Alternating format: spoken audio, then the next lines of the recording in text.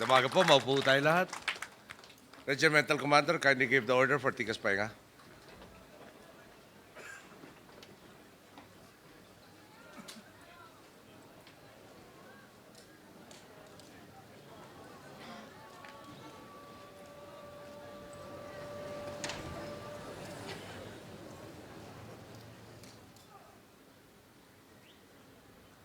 Sinagtala class, I think, is also entitled to Tikas Pahinga. Vice President Jojo Binay, Secretary Jesse Robredo, Attorney Ruben Platon, Police Director General Nicanor Bartolome, Jail Director Rosenda Dial, Fire Chief Superintendent Samuel Perez, Police Senior Superintendent Nestor Fahura, Governor John Baker Remulla, Congressman June Abaya, Mayor Bambol Tolentino, Mayor Tic Aguinaldo, Auntie Ting Ting, Honorable Foreign Police Attaches present, Honorable Local Government Officials, graduates of PNPA Sinagtala Class of 2012, parents and family of the graduates of PNPA Sinagtala Class 2012, Corps of Cadets of the PNPA, fellow workers in government, honored guests, mga minamahal ko pong kababayan, magandang umaga po sa inyo lahat. Hayaan po ninyong simulan ko ang aking talumpati sa mungkahi ng isang dating hepe ng PNP nang siya ay nanunungkulan pa. Na hanggang ngayon ay hindi ko po sigurado kung pabiro niyang sinabi.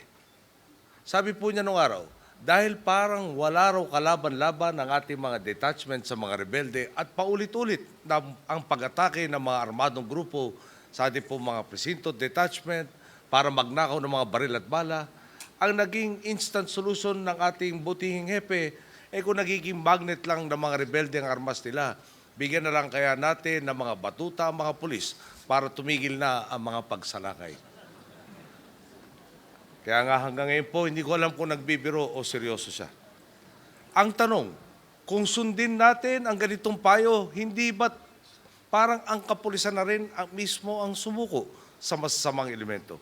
Hindi ba't sa halip na patatagin ang kanilang gamit at kaalaman, tila tinanggalan pa natin sila ng kakayahan na ipagtanggol ang taong bayan?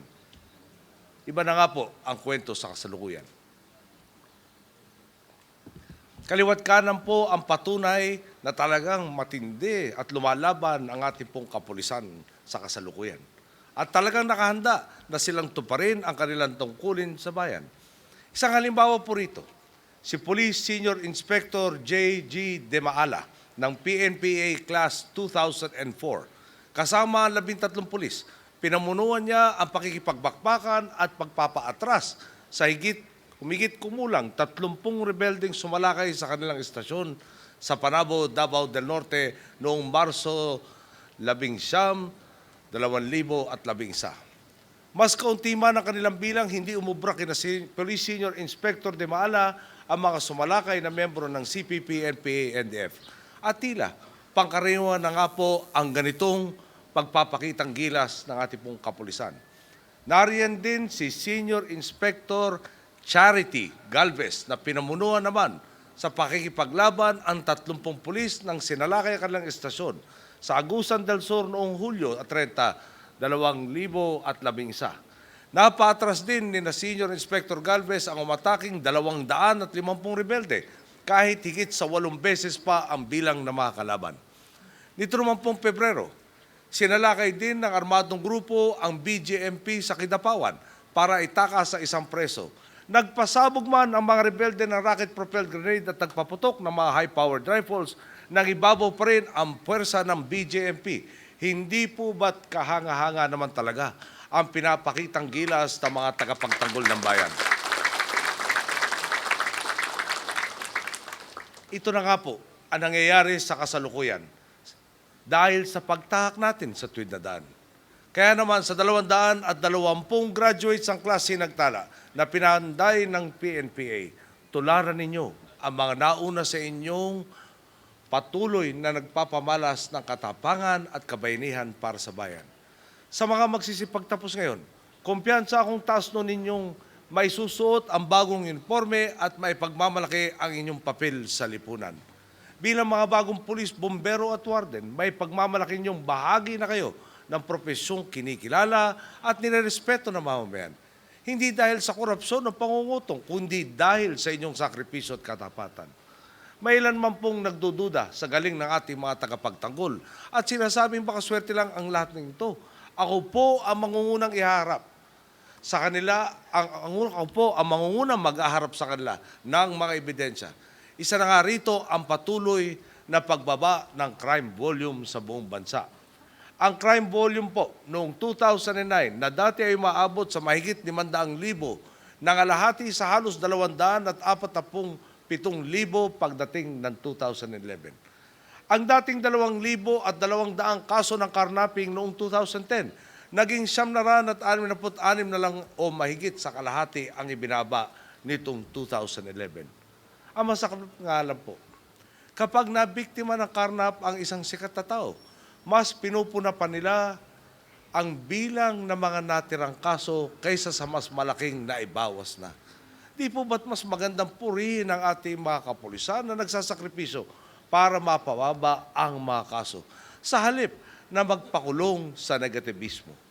Hindi ba't karapat-dapat din silang mailagay sa headline dahil sa matagumpay nilang operasyon kontra karnaping? Bunga po ito ng dedikasyon at malinaw na estratehiya ng ating pong kapulisan. Sa ganitong estado, hindi naman po siguro suntok sa buwan kung umasa tayong mapababa pa ng kalahati ang kaso ng karnaping sa taong ito. Hindi ko na po isa-isain ang mga tagumpay ng ating kapulisan at baka Semana Santa na ay hindi pa kayo ganap na mga graduates. Ang punto ko lang po rito, mapalad kayo dahil magandang pagkakataon ang kasalukuyan para pumasok sa serbisyo. Sa inyong pagtatapos, papasok kayo sa isang sistemang tinitingala at hindi pinagbubulungan dahil sa katiwalian. Tangan na ninyo ang pambihirang oportunidad na makiisa sa pagtahak sa tuwid na landas. Bilang nakakatanda po sa inyo, siguro ng mga 5 hanggang 10 taon, siguro naman ay hindi nyo mamasamain kung magbibigay ako sa inyo ng kaunting payo. Sabi ko nga po, sa mga kabatch ninyong nagtapos sa PMA noong nakaraang linggo, congratulations dahil tapos na rin ang 4 na taong pagbabakasyon ninyo. Panahon na kung kailang paggising nyo. Hindi na mga mental at physical na eksaminasyon ang inyong paghahandaan. Hindi na grado ang sukatan ng inyong kagalingan. At lalo't higit, hindi na kayo nakasentro sa inyong sarili. Tapos na ang practice, tapos na ang pag-aaral ng mga teorya, at haharapin na ninyo ang sangandaan sa totoong lipunan. Paglabas ninyo sa akademya, bubulaga sa inyo ang mga tukso ng katiwalian. Susubukin pahinain ang inyong profesionalismo ng sistemang palakasan at tutumbasan ng limpak-limpak na pera ang inyong dangal at prinsipyo. Isipin po natin, kapag ang inaasahang magpatupad ng batas ang siya mismong pasimuno ng pag-shortcut sa batas, pihadong mawawalan ng gana ang taong bayan magtiwala dito.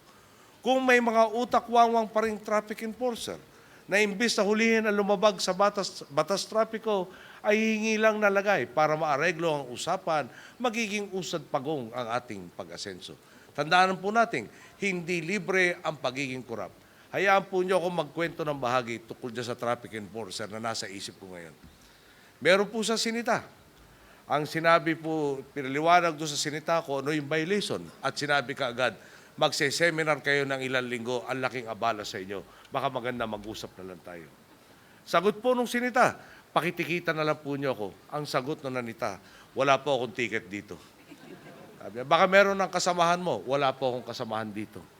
Baka pwede pumunta lang tayo sa presinto, doon lang ako tikitan. Ang sagot sa kanya, hindi ho ako pwede umalis dito, abandonment of post.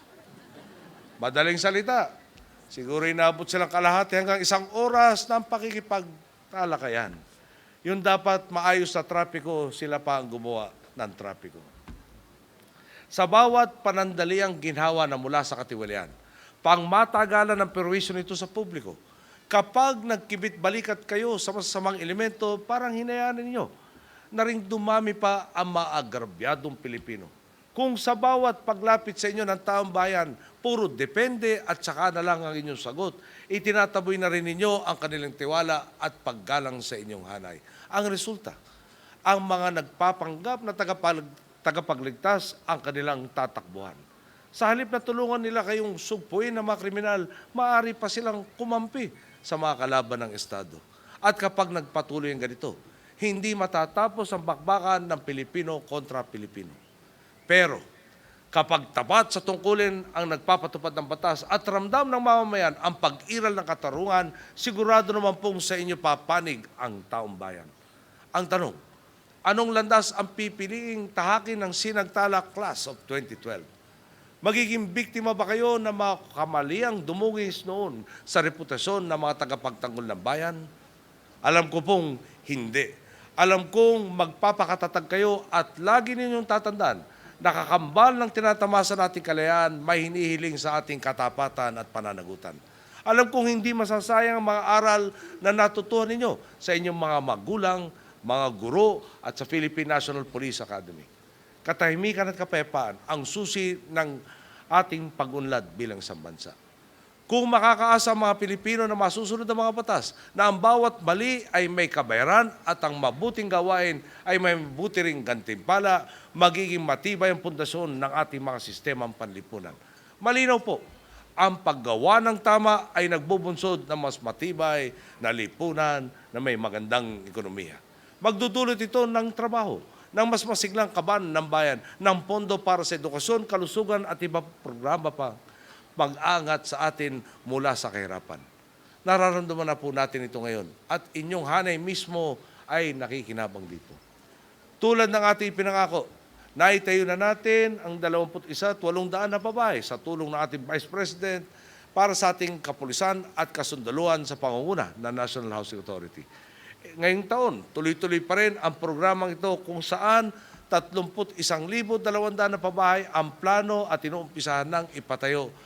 Kasama na po sa mga magiging benepisyaryo nito ang mga kawani ng Bureau of Fire Protection, Bureau of Jail Management of Penology at huwag naman po natin iwan ang Bureau of Corrections sa buong bansa. Nakatutok na rin tayo sa pagtugon sa mga kakulangan sa pagsasanay at kagamitan na inyong hanay para sa mabilis niyong pagresponde sa tawag ng katungkulan.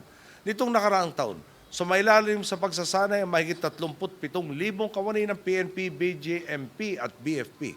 Sa taon namang ito, kasado na ang pagkakaloob natin ng personal protective equipment sa ating pong mga bombero at ang pagbili ng mga karagdagang baril para sa ating mga kapulisan. Patunay lamang ito na kung walang delubyo, mas mapagtutuunan ng gobyerno ang benepisyo at serbisyong para sa inyo. Marami kayong pagsubok na dinaanan bilang mga mag-aral na akademiyang ito. Di biro mga hamon pa ang darating sa inyong buhay sa pagtahak sa larangang pinili ninyo. Bilang mga individual na may sinumpaang tungkulin, pasan ninyo ang responsibilidad na maging ligtas ang mga Pilipino. At ang mandatong panatilihing payapa ang Pilipinas. Ngayong abot kamay na ninyo ang inyong pangarap. Kumpiyansa ako sa pakikiisa ninyo upang itaguyod ang isang patas na lipunan. Hindi po tayo papayag na muling magdusa ang maraming Pilipino. Sa abot ng ating makakaya, lagi nating gagawin ang tama. Lagi nating unahin ang kapakanan ng kapwa at lagi nating samantalahin ang bawat pagkakataon upang pagsilbihan ng ating pumbandila. Tinatawag kayong Sinagtala, liwanag na nasisilayan sa pagtingala natin sa kalangitan, na siyang kanlungan ng ating mga pinakamatayog na adikain.